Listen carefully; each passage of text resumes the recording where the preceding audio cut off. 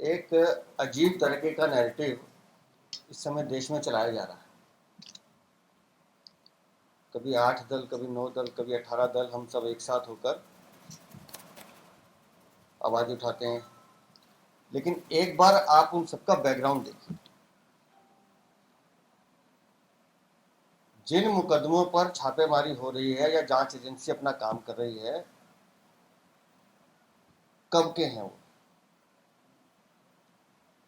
जब जब ये लोग सरकार में रहे या इनकी बात मानने वाली सरकार केंद्र में रही, मैं कांग्रेस की बात कर रहा हूं, इन्होंने जांच एजेंसी को भटकाए रखा। अब जब जांच एजेंसी निष्पक्ष होकर अपना काम कर रही है तो ये सारे भ्रष्टाचारी एक रात एक साथ अलाप रहे कि हमारे साथ अन्याय हो रहा है और बेचारा पॉलिटिक्स का ये दावा करते हैं कि हम सबके साथ अन्याय हो रहा है। लेकिन ये नहीं बताते, मैं पूरे परिप्रेक्ष्य में बात कर रहा हूँ कि भाई अगर हम लालू यादव की बात कर रहे हैं तो भाई आपने ज़मीन ली या नहीं ली?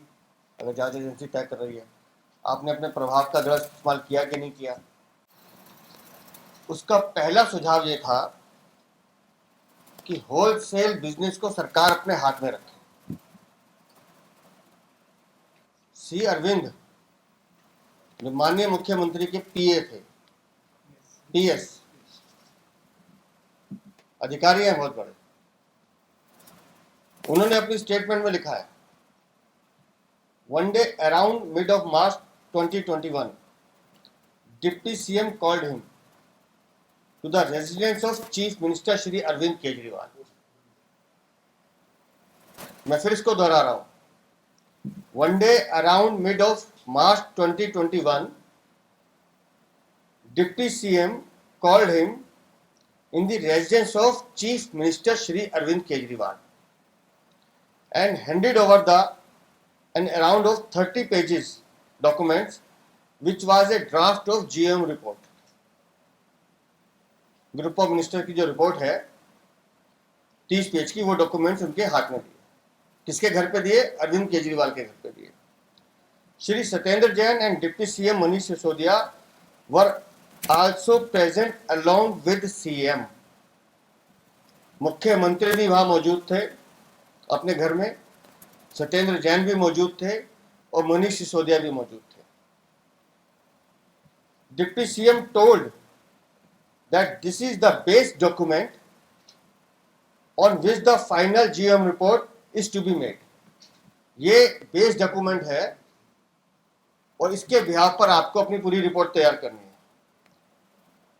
Further in the document handed over it was mentioned that the wholesale license should be given to agents, private players bracket में, of manufacturers whose wholesale license can be distributed for any number of manufacturers and the wholesale profit margin was fixed at 12%। जब technical committee आपसे कह रही है कि इसको 5% कीजिए, आप मुख्यमंत्री के सामने बैठ के, मुख्यमंत्री के घर पे बैठ के, जिसमें मनीष सिसोदिया और सत्येंद्र जैन है, वहां अपने पीएस को कहते हैं कि ये वो रिपोर्ट है, इस तरह से कागज आपको बनाना है, ये उसका बेस पॉइंट होगा और 5% नहीं, इसको 12% करना है।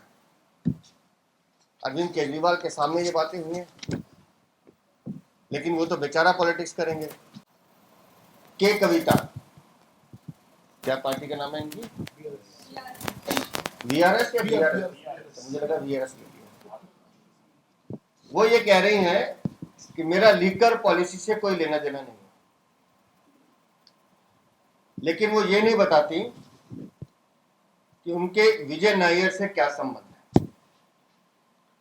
वो ये नहीं बताती कि उनके अरुण पिल्लई से क्या संबंध है। वो ये नहीं बताती कि उनके बुच्ची बाबू से क्या संबंध है। वो ये भी नहीं बताती कि उनके दिनेश अरोड़ा से क्या संबंध है। और इसी रिपोर्ट में जो ईडी ने सबमिट किया है, इसमें लिखा है, Shri Buchchi Babu representative of South Group, South Group जो के कविता का ग्रुप है, has disclosed in his statement dated 28/2/2023 that the total amount paid through Hawala channels in this deal was around ₹100 crore। ये वो 100 करोड़ रुपए है जिससे आम आदमी पार्टी ने गोवा में चुनाव लड़ा। इसका खंडन आज तक आम आदमी पार्टी ने नहीं किया। और फिर मैं के कविता पे आता हूँ, जो कह रही है कि अरुण पिल्लई से नहीं बताती, बुच्ची बाबू से नहीं बताती, दिनेश अरोड़ा से नहीं बताती, विजय नैयर से अपने संबंध नहीं बताती।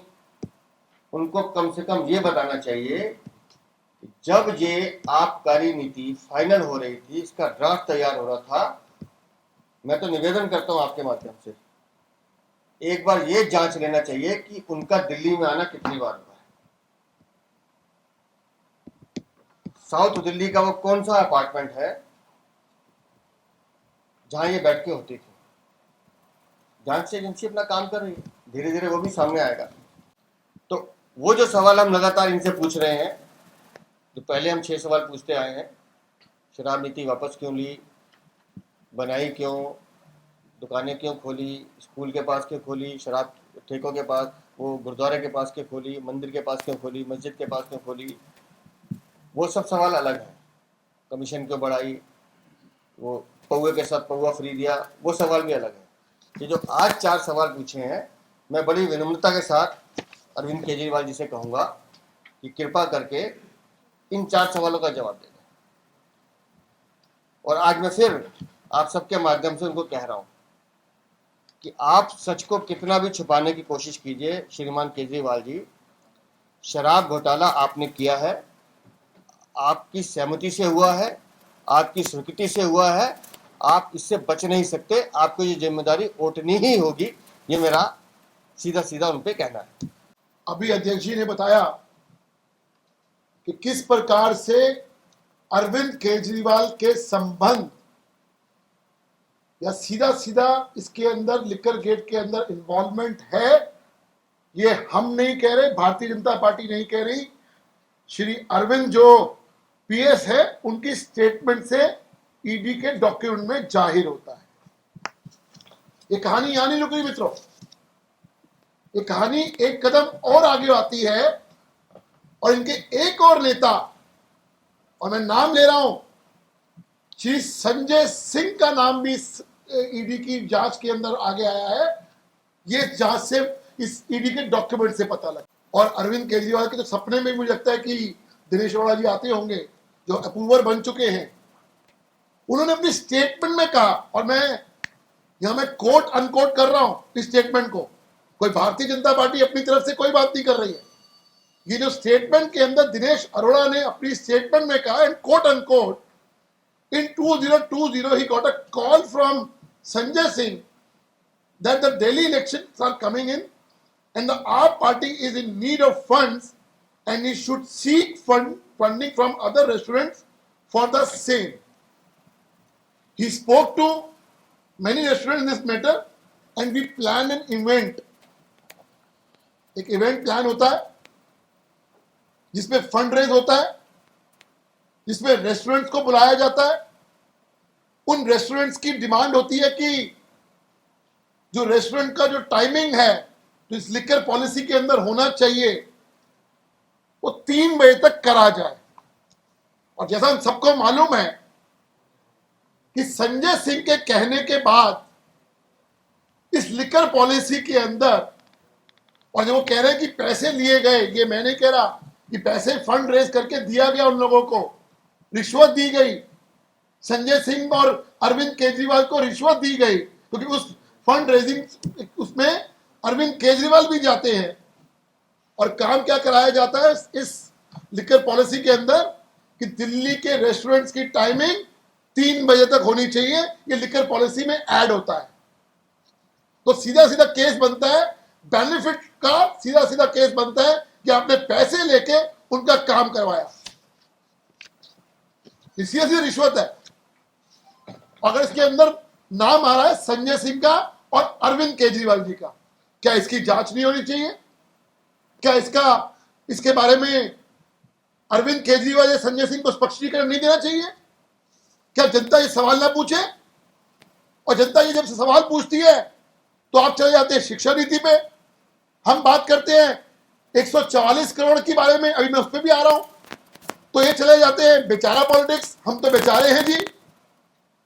जनता सीधा सीधा जवाब मांग रही है कि दिनेश अरोड़ा के रेस्टोरेंट, अनप्लग रेस्टोरेंट के अंदर आपने फंड रेजिंग करी और वहां डिमांड आई कि 3 बजे तक रेस्टोरेंट होने चाहिए, क्लब्स होने चाहिए, और वो आपने बात अपने लिकर पॉलिसी के अंदर रखी।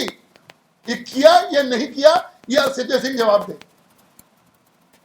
दूसरी बात आई 144 करोड़ रुपए की, जो आप सबको मालूम है कि किस प्रकार से ये माफ किया गया पैसा। और क्या जवाब इन लोगों का आया था? ये तो कोर्ट के ऑर्डर है, याद होगा आप लोगों को। लेकिन जो दस्तावेज सामने आए हैं उसके बिल्कुल उलट है। और मैं नहीं बोल रहा हूं, फिर बोल रहे हैं ये कोई, हम जो आज जो भी प्रेस कॉन्फ्रेंस कर रहे हैं, भारतीय जनता पार्टी आरोप नहीं लगा रही है। ये जो दस्तावेज सामने आए हैं ये उसके बिना पे हम लोग बात कर रहे हैं।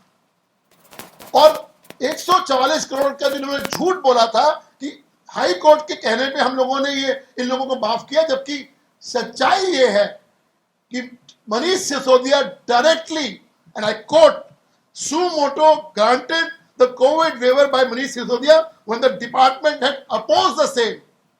144 करोड़ रुपए का नुकसान, सरकारी खजाने में नुकसान कराने का सीधा सीधा जो आरोप जाता है वो मनीष सिसोदिया पे जाता है, इन स्पाइट ऑफ इनका अपना डिपार्टमेंट कह रहा है। अभी तो बहुत सारी बातें निकलेंगी, विजय नायर के बारे में क्या रिलेशन है, वो सब चीजें बाद में आएंगी। लेकिन जैसा अध्यक्ष जी ने कहा, अरविंद केजरीवाल के संबंध और संजय सिंह के संबंध इस एक्साइज पॉलिसी के अंदर चूंकि आ रहे हैं, इसलिए हमारी मांग है कि ईडी इस दोनों नेताओं की भी इंक्वायरी करे। और जो हम कहते आ रहे हैं कि वो दिन दूर नहीं है जब जांच की आंच मुख्यमंत्री के निवास तक जाएगी। ये बात इस डॉक्यूमेंट से साबित हो रहा है कि अरविंद केजरीवाल और संजय सिंह दोनों इन्वॉल्व थे इसके अंदर। बहुत बहुत धन्यवाद।